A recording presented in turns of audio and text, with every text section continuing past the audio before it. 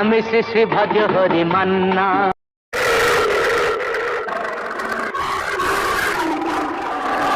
পেতনি মজা এবং গজাকে দড়ি দিয়ে বেঁধে রাখে, সেই সুযোগে ভজহরি সেখান থেকে পালিয়ে যায়। এবার ভজহরি খুব দুশ্চিন্তায় পড়ে যায় কিভাবে পেতনির হাত থেকে গজা এবং মজাকে উদ্ধার করে নিয়ে আসবে।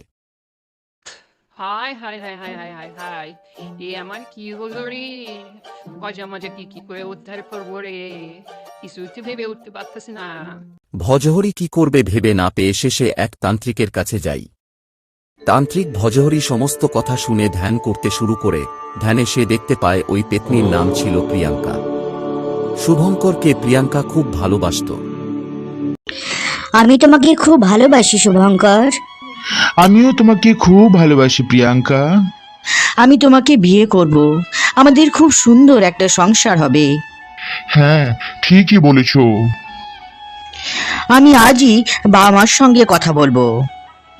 বাবা, আমি শুভঙ্করকে খুব ভালোবাসি, ওকেই বিয়ে করব। না না না, ওই রকম একটা লাফাঙ্গা হতচারের সঙ্গে বিয়ে হতেই পারে না। তোর লজ্জা করে না? ওই রকম একটা ছেলেকে বিয়ে করব বলছিস? ছি ছি ছি ছি ছি। আমি বাড়ি থেকে পালিয়ে এসেছি শুভঙ্কর। এই ব্যাগে 10 ভরি সোনা আর লাখখানেক টাকা আছে।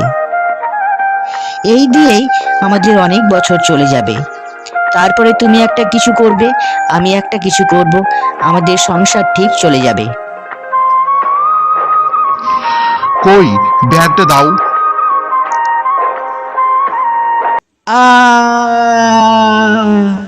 শুভঙ্কর, তুমি এটা করতে পারলে?